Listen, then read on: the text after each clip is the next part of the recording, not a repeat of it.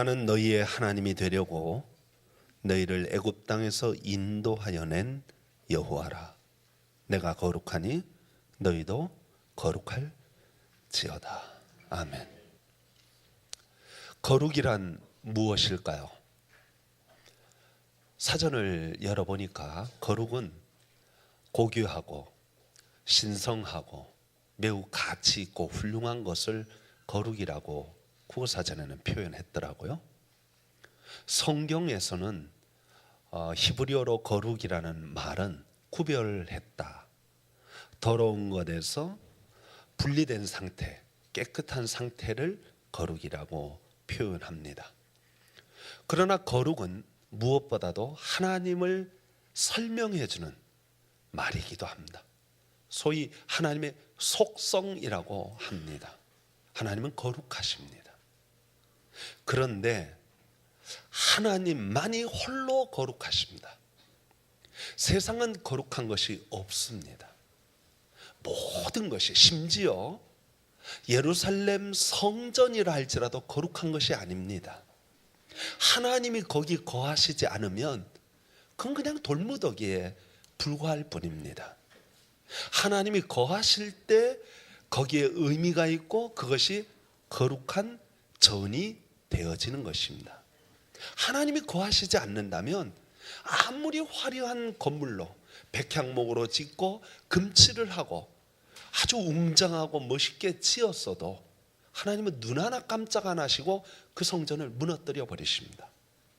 하나님이 함께하지 않는 것은 아무 소용이 없다는 것입니다. 하나님은 특별한 사람을 택하여 쓰시기 위하여 거룩한 자로 구별하시기도 하십니다.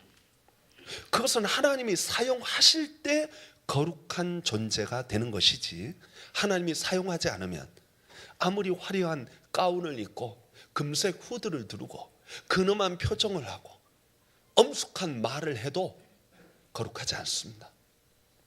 하나님이 함께해 주실 때 비로소 거룩해지는 것입니다. 가끔 어떤 성직자들은 본인이 굉장히 거룩한 존재로 착각하고 본인이 매우 신령한 능력을 가지고 있는 것으로 착각하여 그렇게 행동하는 경우가 있는데 잘못입니다. 하나님이 쓰실 때만 거룩한 것입니다. 그러므로 우리가 하나님의 거룩을 깊이 생각해야 합니다. 하나님께서 거룩하게 구별하셨다 하는 뜻은 다른 말로 말하면 이건 거룩하다, 내가 보증하마 하는 것과 같은 것입니다. 그런데 하나님께서 거룩하다고 구별해 놓으신 것이 그 뜻과 용도에 맞지 않게 사용될 때는 하나님의 보증이, 효력이 무효화되어지고 그것은 따라서 하나님의 명예를 더럽히는 것이 됩니다. 저희 교회 필리핀 노동자 교회가 있습니다. 필리핀에도 저희 필리핀 서북 신학교가 있는데 거기서 졸업하면 한국의 신학교에 유학을 옵니다. 유학을 와서 여기서 신학을 공부하는데 그 학생들이 와서 신학을 공부하기 위하여 비자를 얻을 때 제가 보증을 씁니다. 제 이름으로 보증을 쓰는데 제가 이제 보증한다는 거죠. 이 학생들은 와서 딴짓 안 하고 신학을 공부합니다 하고 보증을 쓰는데, 만일 그 학생들이 와서 신학을 공부하지 않고 불법으로 취업하여 공장에서 돈을 벌고 노동하면 앞으로 제가 서는 보증은 효력이 없어집니다. 저의 명예는 땅에 떨어지고 아무런 의미가 없어지는 것입니다. 하나님께서 거룩하다고 저와 여러분을 구별하여 택하셨습니다. 하나님의 자녀로 삼으셨습니다. 하나님의 이름을 걸고 하나님의 명예를 걸고 저와 여러분을 거룩하다 구별해 놓으셨는데, 그 거룩의 의미를 살리지 못하고 우리가 제멋대로 살면, 하나님의 뜻을 준행하지 않고 살면 그것은 곧 하나님의 명예를 더럽히는 것이고 하나님의 보증을 무효화시키는 것입니다. 그러므로 거룩이라는 의미는 매우 중요한 의미를 갖고 있습니다. 성경은 거룩을 두 가지로 구분하여 설명합니다. 하나는 형태적인 거룩이고 하나는 내용적인 거룩입니다. 형태는 그릇이라고 말하면 내용은 그 안에 담겨 있는 물건이라고 말할 수 있는데, 형태적 거룩은 성경의, 구약 성경의 제사 제도를 통하여 우리에게 보여주고 있습니다. 하나님은 특별한 시간을 거룩하게 구별하여 주셨습니다. 성경에 보니까 너희는 안식일을 기억하여 거룩하게 지켜라 라고 말씀하셨습니다. 하나님은 특별한 시간을 거룩하게 구별하여 놓으셨어요. 그것은 무엇이냐면 그 특별한 시간에 하나님이 우리를 만나 주시겠다는 보증이고 약속입니다. 사실 따지고 보면 우리 하나님은 어느 때나 하나님이 우리를 찾으면, 우리가 하나님을 찾으면 하나님을 만날 수 있습니다. 새벽에 하나님 앞에 엎드려도 하나님 만날 수 있고, 한밤중에 하나님 앞에 엎드려 기도해도 하나님 만날 수 있습니다. 월요일에도 화요일에도 수요일에도 만날 수 있습니다. 그런데 하나님께서 특별한 시간을 정하셨어요. 안식일. 내가 이 날을 거룩하게 구별하여 너희들을 만나 주겠다. 너희들과 함께 해주겠다. 그래서 우리가 이렇게 특별한 시간에 예배를 드림으로써 하나님을 만나는 시간으로 구별을 하여 거룩하게 한 것입니다. 이 시간은 하나님을 만나는 시간입니다. 저와 여러분들이 그냥 와서 형식적으로 예배를 드리고 가는 시간이 아니라 하나님을 만나는 아주 소중한 시간입니다. 하나님의 시간을 따로 구별하셨을 뿐만 아니라 장소도 구별하여 주셨습니다. 떨기나무 불꽃 가운데 하나님께서 나타나셔서 모세에게 이렇게 말씀하셨죠. 내가 선 곳은 거룩한 땅이니 내 신에서 신발을 내 발에서 신을 벗으라 말씀하셨어요. 하나님은 어떤 특정한 장소를 하나님을 만나는 장소로 구별하여 주셨는데, 구약 성경에 보면 그것이 성막과 성전으로 나타납니다. 이스라엘 백성들은 예루살렘 성전이 하나님이 거하시는 곳으로, 그 아름다운 시온산이 하나님이 거하시는 곳으로 그들은 믿었습니다. 성경에서 물론 그렇게 하나님이 말씀하시기도 하셨고요. 그래서 그들은 바벨론의 포로로 끌려갔어도 창문을 열고 예루살렘 성전이 있는 쪽을 바라보고 시온산을 바라보고 기도했어요. 물론 그곳에도 하나님 계십니다. 하나님은 아니 계신 곳이 없습니다. 어느 곳에든지 하나님은 계시기 때문입니다. 그래서 여러분, 아무 때서나 하나님을, 아무 곳에서나 하나님을 찾으면 되지만 하나님은 특별한 장소를 선택하셔서 그곳에서 내가 너를 특별히 만나주겠다 약속하여 주셨습니다. 그래서 오늘 우리는 이 서북 예배당에서 하나님을 만나는 특별한 장소로 하나님과 약속하여서 오늘 이 자리에 우리가 모인 줄로 믿습니다. 그러므로 이 장소는 하나님을 만나는 장소고 매우 의미 있는 장소입니다.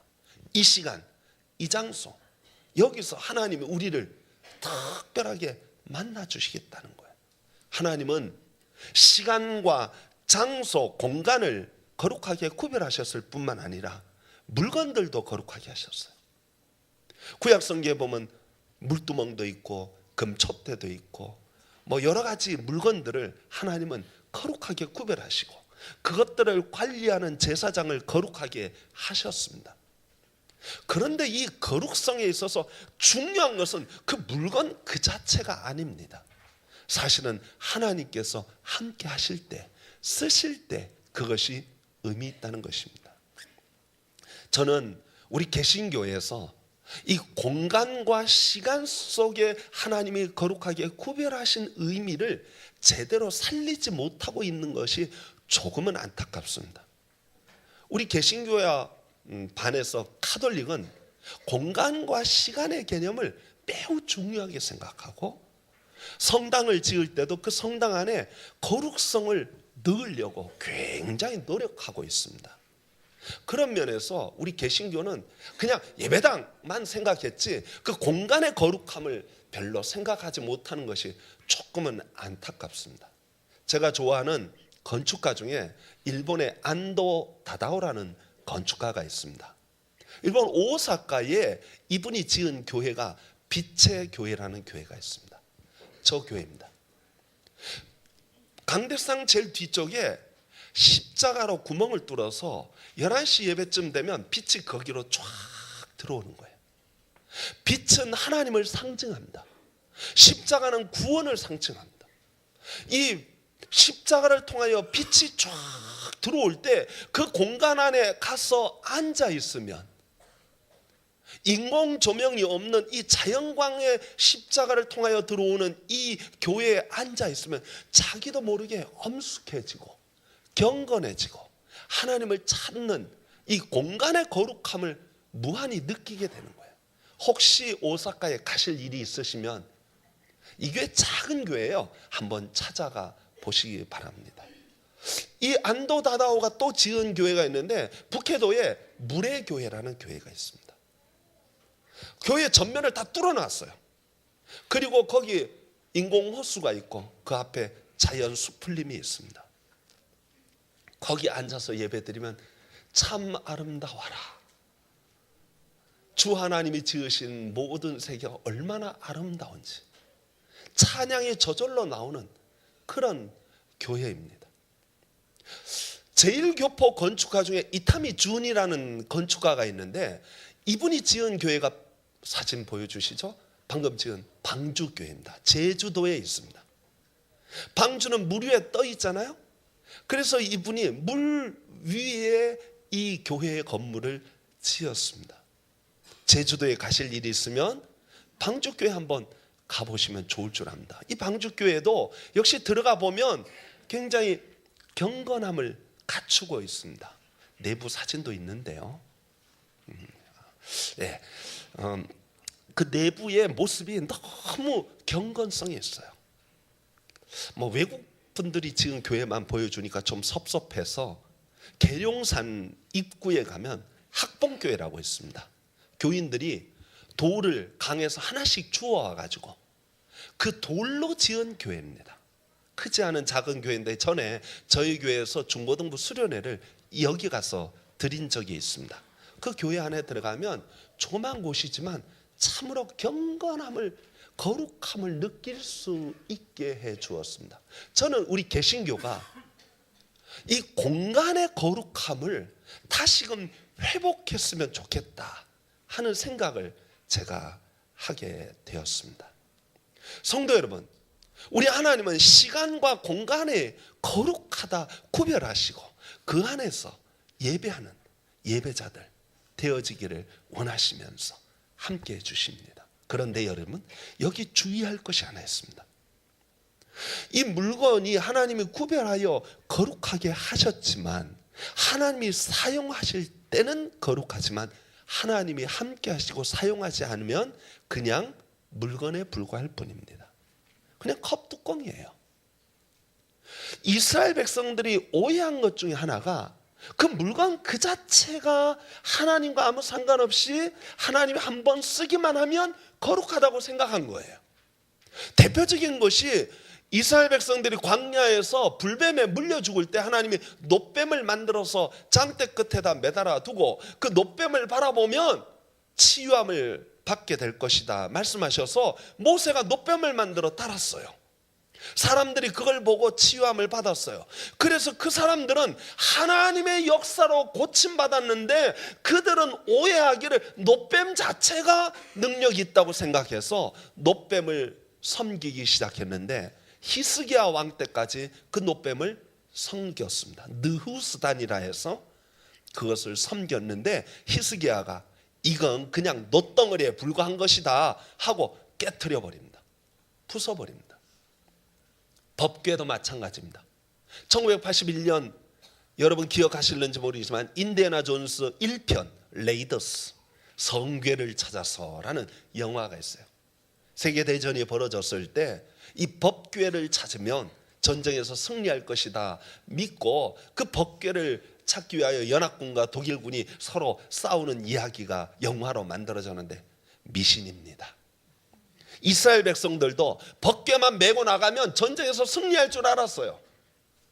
법궤는 하나님이 십계명이 있고 아론의 쌍난 지팡이가 있고 만나를 담았던 항아리가 있으니 이건 정말 고귀한 것들 아니냐, 이건 거룩한 것 아니냐 하고 법궤를 메고 나갔다 블레셋에 완전히 망하고 패하는 역사가 있었습니다. 성도 여러분, 하나님이 함께 하시지 않으면 그건 우상덩어리에 불과해요.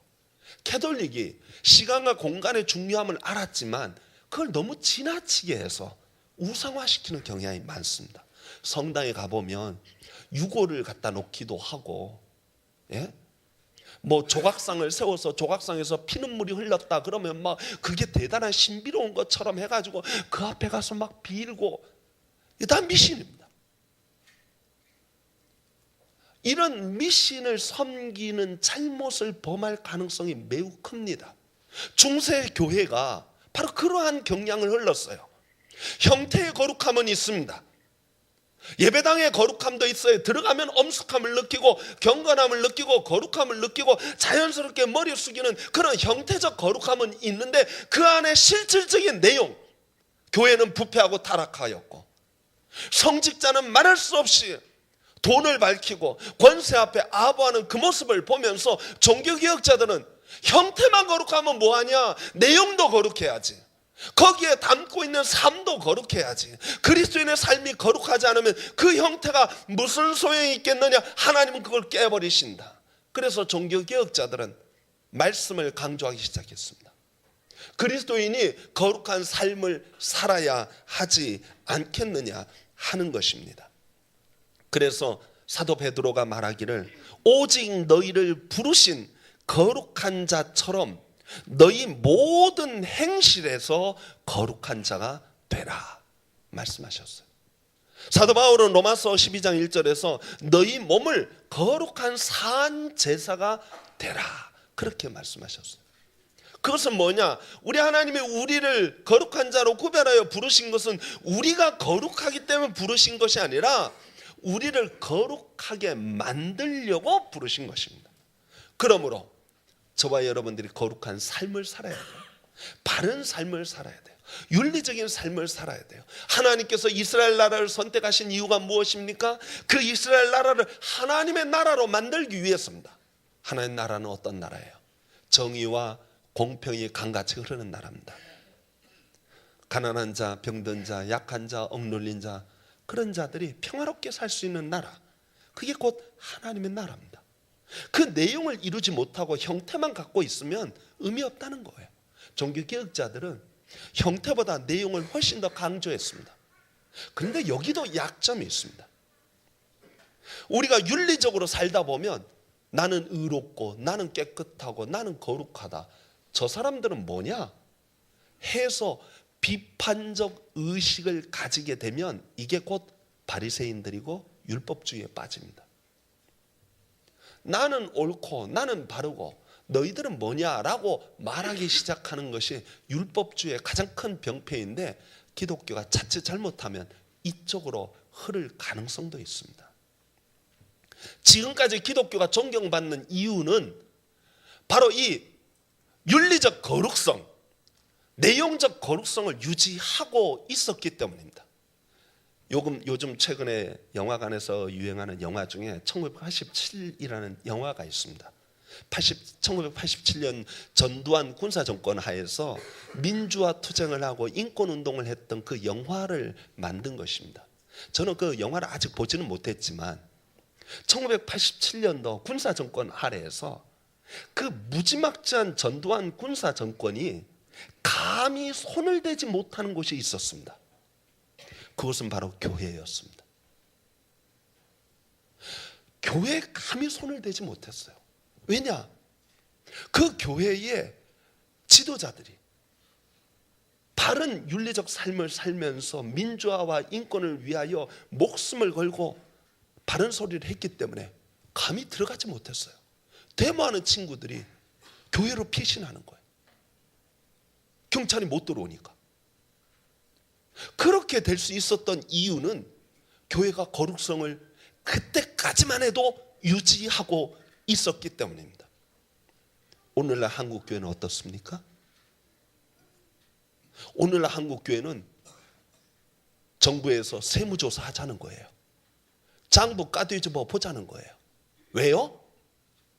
교회가 부패하고 타락함이 도를 넘어서서 모든 사람들이 교회의 부패함을 척결해야 된다. 그것은 그리스도인만이 아니라 불신자들도 동의하는 마음 가운데서 그렇게 하다 보니까 이제는 교회의 내부까지 다 들여다보자는 거예요. 거룩성이 없어진 것입니다. 교회의 윤리적 거룩성이 없어지고 실천적 거룩성이 없어지니까 교회는 더 이상 이 땅에서 소금의 역할을 감당하지 못하고 길가에 뿌려진 밟혀지는 소금처럼 되어버려서 세상 모든 사람들이 마구마구 짓밟는 교회가 되고 만 것입니다. 교회를 신뢰할 수 없다, 믿을 수 없다, 성직자를 신뢰할 수 없다, 믿을 수 없다는 말들이 자꾸 나오게 되는 것입니다. 성도 여러분, 대한민국 교회가 다시 거룩해져야 합니다. 그 거룩성을 회복해야 우리가 살 길이 있습니다. 교회가 자랑할 게 뭐가 있겠습니까? 건물이 아닙니다. 형태가 아닙니다. 대한민국 교회가 자랑할 수 있는 것은 오직 여호와 하나님 한 분뿐인 줄 믿습니다. 그러므로 성도 여러분, 우리 기독교 개신교가 형태적 거룩도 캐톨릭적이라고 해서 버리고 내용적 거룩인 윤리적 거룩도 버려버리고 이제는 빈 껍데기만 남았는데, 저는 생각합니다. 형태적 거룩부터 먼저 찾자. 예배의 거룩을 찾자. 성도 여러분, 서북 예배당은 하나님이 특별하게 우리를 만나주시기 위하여 약속하여 정하신 곳인 줄 믿습니다. 여러분들이 이곳에 나올 때, 특별한 이 시간에 하나님을 만나러 나올 때 의미 없이 나오지 마시기 바랍니다. 생각 없이 나오시지 마시기 바랍니다. 사람 만나러 나오는 것이 아닙니다. 하나님 만나러 나오는 줄 믿으시기 바랍니다. 그러므로 여러분들이 이곳에 나올 때 마음을 다하고 뜻을 다하고 힘을 다하여 정성을 다하여 주 하나님 앞에 나오는 마음으로 경건하고 거룩한 자세로 나오시기 바랍니다. 형태적 거룩입니다. 겉모습만 그렇게 하지 마십시오. 여러분의 삶도 거룩한 삶이 되어지기를 소망합니다. 말씀 따라 삶으로써 정말 하나님의 말씀을 준행하고 실천함으로 제대로 된 그리스도인의 모습을 가지시기를 바랍니다. 혹시 부족한 점이 있고 죄진 점이 있으면 이 자리에 나올 때 마음을 닫고 하나님 앞에 자복하는 마음으로 회개하고 겸손 겸비한 마음으로 눈물 뿌려 하나님 앞에 머리 숙이면서 나와야 하는 것입니다. 오늘날 대한민국 교회가 살 길이 이것입니다. 거룩이 회복되지 않으면 교회는 무너질 것입니다. 돌무더기가 될 것입니다. 성도 여러분, 거룩은 단순하게 구별한 것이 아니라 하나님이 우리를 보증하신 것입니다. 여기 하나님의 명예가 달려 있습니다. 여러분 어깨 위에 하나님의 명예가 달려 있고 여러분의 삶 속에 하나님의 영광이 달려 있습니다.